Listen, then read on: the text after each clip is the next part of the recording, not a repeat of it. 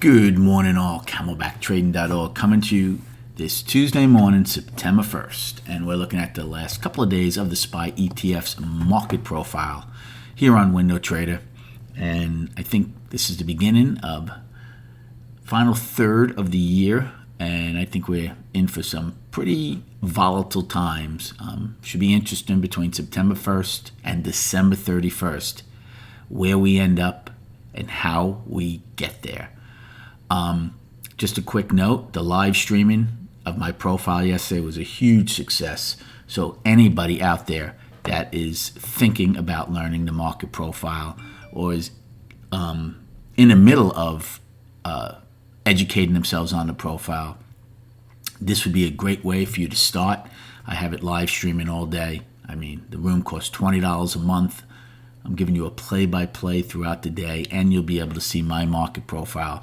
Now, eventually, I do strongly suggest you get your own profile, but it's a great way to get a start. Okay, what's going on today? Well, as you can see, we talk about trading M period the following day. Well, you're not going to have a better attempt at taking all of M period out as you are today, okay?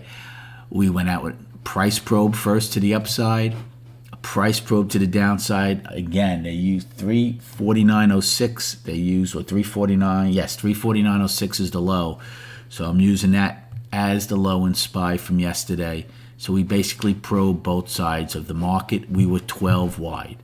Now, I think the odds are very, very high of getting to this POC, right? It was going to be a downside destination. Now we have an hour 10 left to go before the opening. Right now, it was going to be an upside destination. Right now, it might be a downside destination. Regardless of what it is going to be, the odds of hitting it are very good. Here's the important thing. I and K were poor highs before M spiked out and probed. There were buyers initially. If you can't get above I and K's high, that is firmly rejected, and I would look to take a put play. So if we are to open this morning and trade up to I and K and fail, I'll take a put play because the odds of going down the POC are very good. Any acceptance above I and K, and you'll trade yesterday's high. Now remember, the all-time high is in the pre-market high from yesterday. Now, acceptance in A period is a lot more difficult to determine in B than it is in B, right? B, you could one time frame up, one time frame down. You have value that's still building, but at least it's more established in A period. So, again, if you're in my room, you'll be getting my thoughts on if you're getting acceptance above I and K. Now, in the next hour, if we're to open above I and K, well, then the odds of taking out yesterday's high are good, as long as you hold that level. So even though, as of now, it's a put play below it, if you were to open above it, you can take a call play. You would have higher value, and if you get accepted below I and K, or certainly into L's range, then you can get out, because then your value is probably going to be overlapping the higher, and you're accepted back in here, probably down the POC. So that's one short play, one long play. Now, in the next hour, if we open right around POC, there will be no trade. I can assure you this is going to be a fist fight of the century inside this level, because the algos are going to be set within M's range. This is the worst part you want to be, is in the middle of that fight at POC. If we are to open towards the bottom of value, you can take a call play again and then use. Again, you're going to see how much heat you want to take. Do you use yesterday's low as you're out? Do you use settlement as you're out? That would be something you'd have to decide.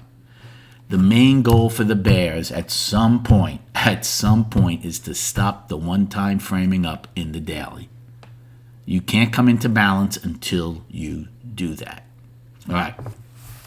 Now, let's go over destinations. So I gave you the game plan before the destinations. Upside. Right now it is yesterday's high of 351.30, and don't forget that's a monthly high. So once we take that out right off the bat, we're one time framing up 5 months. I mean, even if it's an inside month, you're one time framing up, but that would be even more powerful to take out the previous month's high. Then we have 351.43, which is today's pre-market high, and then 352.55 which is the all-time high in the after hours from August 31st. For the downside, we will now use, for now, the POC of 12 wide at 350.35. I apologize. First, we have the price probe. I'm using that, 350.88. Right now, it's being rejected. But both price probes are being rejected. If we're using this as a price probe, in fact, I should have used that on the downside.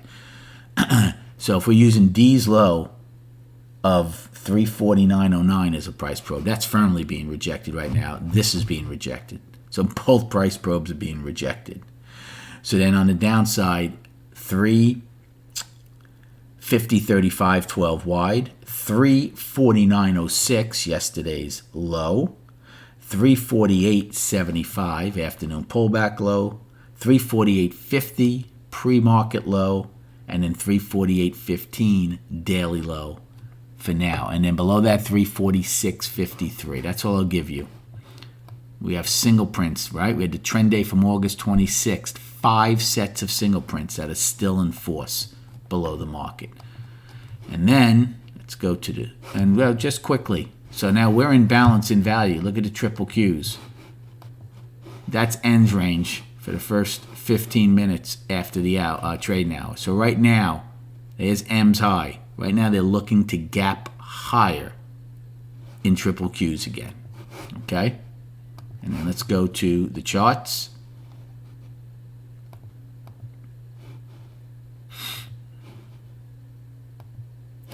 Monthly, starting a new month. Right now, we're inside yesterday's month, but right towards the top of it. One time framing up 4 months, incredibly healthy. Weekly, again, you want to get above last week's high, right? Which is if I could look at it, 350.72. We're right around there. One time framing up 8 weeks now, as we took out. Actually, it's 9 weeks, as we took out last week's high already. So we're one time framing up 9 weeks in the S&P 500. And then the daily, again, one time framing up for 7 days.